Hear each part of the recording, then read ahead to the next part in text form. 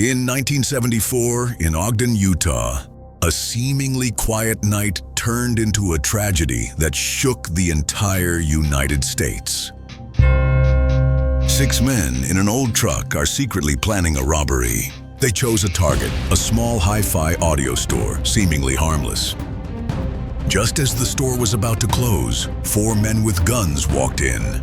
Michelle Ansley and Stanley Walker, 2 young employees, were restrained and pushed into the basement.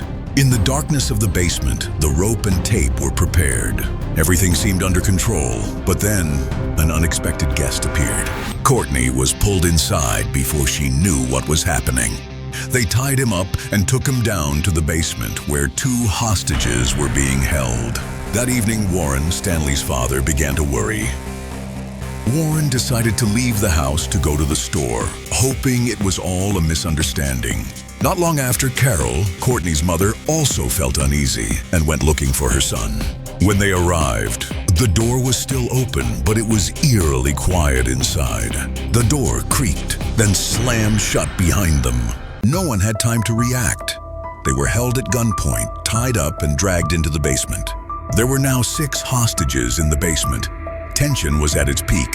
One of the robbers felt nervous. He left, carrying a brown paper bag from the truck.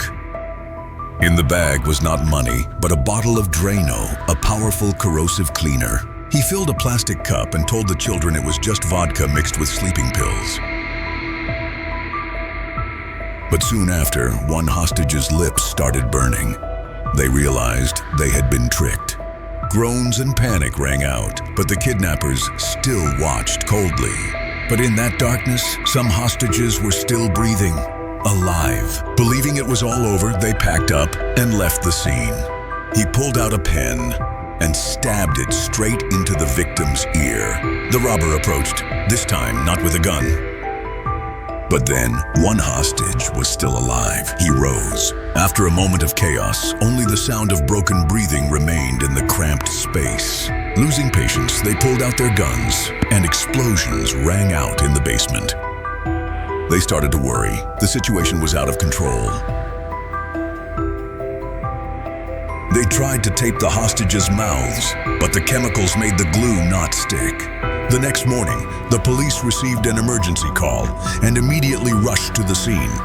Inside the store, quiet, dark, the chemical smell still strong.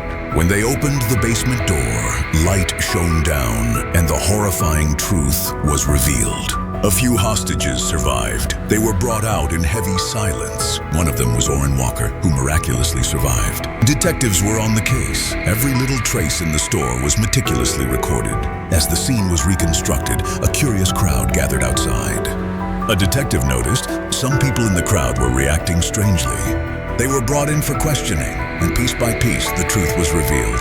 The 2 suspects are Dale Selby Pierre and William Andrews, U.S. Air Force soldiers. William Andrews and Dale Selby Pierre were arrested immediately after the interrogation. As they were taken away, they remained frighteningly cold. At trial, irrefutable evidence was presented. Orrin's account of survival became the key to the conviction. Andrews and Pierre were sentenced to death. The 3rd man, Keith Roberts, received a lighter sentence because he did not directly participate in the murder. The other 3 robbers, never brought to light. The silence of darkness still covers this case. The tragedy at the hi-fi store not only left a wound in the hearts of the victims, but also a reminder. Greed, when combined with indifference, can turn people into monsters.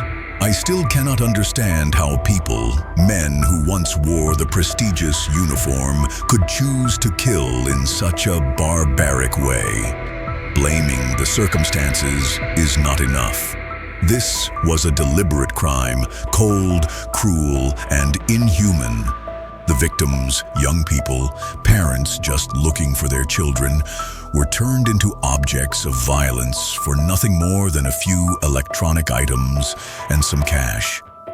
But what makes me shiver even more is the silence. The other 3 have never been brought to justice. The question remains, was justice done, or is there still a darkness lurking behind the scenes, unexposed.